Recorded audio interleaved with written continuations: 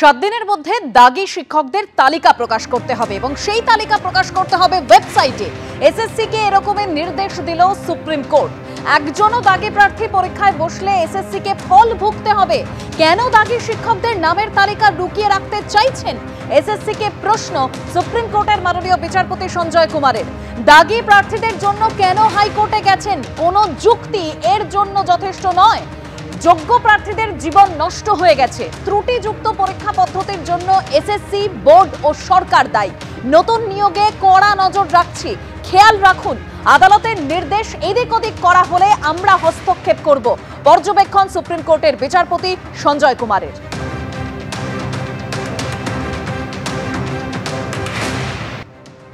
শুনানি চলছিল, মাননীয় বিচারপতি বললেন যারা টেন্টেড আছেন এসএসসি 2016 প্যানেলের তাদেরকে 7 দিনের মধ্যে, আগামী 7 দিনের মধ্যে এসএসসির অফিসিয়াল ওয়েবসাইটে তাদের নাম প্রকাশ করতে হবে।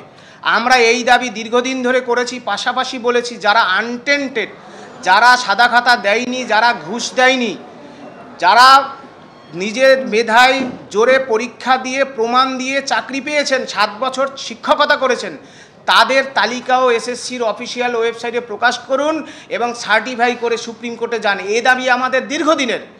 এসএসসির মাননীয় চেয়ারম্যান সিদ্ধার্থ মজুমদার মহাশয় আইএ ফাইল করে সুপ্রিম কোর্টে জানিয়েছে যে 15,800 জন যারা আনটেন্টেড। তাহলে আনটেন্টেড যদি আমরা তো বারবার বলছি আমরা ঘুষ দিইনি, কোথাও সিবিআই, এসএসসি, রাজ্য সরকার, সুপ্রিম কোর্ট কোথাও আমরা অযোগ্য বলে বিবেচিত হইনি, তাহলে আমরা কেন আবার 10 বছর পর পরীক্ষা দেব? অর্থাৎ একদিকে সুপ্রিম কোর্ট যেরকম এসএসসি কে বলছে যে 7 দিনের মধ্যে দাগী শিক্ষকদের তালিকা প্রকাশ করতে হবে, সেরকমই এই প্রশ্নও তুলছেন যে কেন দাগী শিক্ষকদের নামের তালিকা লুকিয়ে রাখতে চাইছে এসএসসি। একেবারে এই কড়া প্রশ্ন তুলেছে মাননীয় বিচারপতি সঞ্জয় কুমার। এবং এ নিয়ে তৃণমূল সাংসদ কল্যাণ বন্দ্যোপাধ্যায় তিনি ঠিক কি বলেছেন শুনুন। 2 তারিখ পর্যন্ত all untainted teachers can make their applications, irrespective of the fact that whether they have got 45% or 50%. এবং 2 তারিখে হয়ে গেলে অ্যাডমিট কার্ড তাদের দিয়ে দিতে হবে যারা যারা অ্যাপ্লাই করবে। এবং 7 তারিখ থেকে যেমন পরীক্ষা আছে হবে, মানে আনটেন্টেড টিচারদের যে একটা প্রয়াস ছিল যে এখন ফর দি টাইমিং সিলেকশনটাকে স্টে করানোর, সেটা হয়নি। আরেকটা কথা সুপ্রিম কোর্ট বলেছে 7 দিনের মধ্যে টেন্টেড টিচার যারা ছিল তাদের লিস্ট পাবলিশ করে দিতে হবে। কারণ একটা কনফিউশন হচ্ছে কে টেন্টেড, কে আনটেন্টেড, কে আনটেন্টেড, কারা আমাদের মতো টেন্টেড, সিবিআর মতো টেন্টেড, সেই নামগুলোকে পাবলিশ করে দিতে হবে 7 দিন। 26,000 প্রায় 26,000 চাকরি বাতিল হয়ে গিয়েছে চাল কাকড় আলাদা করা যায়নি বলে। একেবারে যেটা বলা হয়েছিল আদালতের তরফে প্রাতিষ্ঠানিক দুর্নীতি এবং চাকরি হারা শিক্ষকরা তারা বারবার এটা বলেছেন যে এই প্রাতিষ্ঠানিক দুর্নীতির শিকার তারা।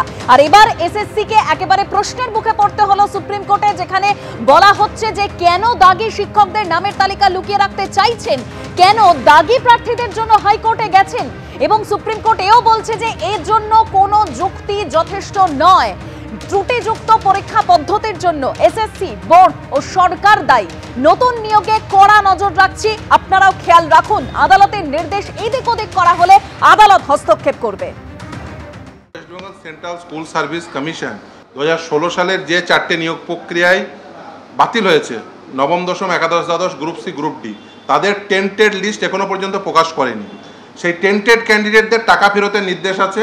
রাজ্য সরকার টাকা ফেরতের জন্য কোনো প্রকার বন্দোবস্ত করেনি, উল্টে সেই টেন্টেড ক্যান্ডিডেটদের এই নতুন রিক্রুটমেন্ট প্রসেসে বসানোর বন্দোবস্ত করেছিল। আদালতের নির্দেশের ফলে সেই টেন্টেড ক্যান্ডিডেটরা বসতে পারেনি। এবার সেই লিস্ট প্রকাশ না করে তাদের কাছ থেকে টাকা ফেরত না নিয়ে আসলে তাদের সুবিধা করে দেওয়ার চেষ্টা করেছেন। আজকে মহামান্য সুপ্রিম কোর্ট একেবারে নির্দিষ্টভাবে ক্যাটাগরিক্যালি বলেছেন যে এই টেন্টেড লিস্ট 7 দিনের মধ্যে West Bengal central school service কমিশনের ওয়েবসাইটে প্রকাশ করতে হবে। তারা এখনো পর্যন্ত প্রকাশ করেনি একটাই কারণে, তারা আসলে এই টেন্টেড ক্যান্ডিডেটদের কোনোভাবে সাপোর্ট দেওয়ার চেষ্টা করছে। প্রত্যেকে একই দাবি করছিলেন এবং যারা যোগ্য শিক্ষক তাদেরও দাবি ছিল একটাই, যে এই চাল আর কাকড়কে আলাদা করবার যে কথা আপনি বলছেন সেই ব্যবস্থাটা করে দিতে। পরিচ্ছন্নভাবে যারা দাগী, যারা টেন্টেড, যারা চাকরি কিনেছে তাদের চিহ্নিত করতে হবে। এখন তাদের তো বর্তমানে সরকার চিহ্নিত করতে রাজি নয়, কারণ কে চাকরি কিনেছে এবং কে চাকরি বিক্রি করেছে সেটাই হচ্ছে মূল আলোচনার বিষয়। তো সেখান থেকে কিছু অপরাধীকে বাঁচানোর জন্য দুটো প্রজন্মকে ধ্বংস করে দেয়া হলো, পশ্চিমবঙ্গের স্কুল শিক্ষা ব্যবস্থাকে ধ্বংস করলো। এরপরে হয়তো সরকারের শুভবুদ্ধির তো উদয় হবে না, পরিস্থিতির বাধ্যবাধকতায় এখন সরকার বা পর্ষদ কি সিদ্ধান্ত নেবেন সেটার জন্য আমরা অপেক্ষা করে থাকলাম। তবে এই রায়কে আমরা স্বাগত জানাচ্ছি। এবার দেখা যাক এই সরকার আদালতের রায়ের কতটা মান্যতা দেয়।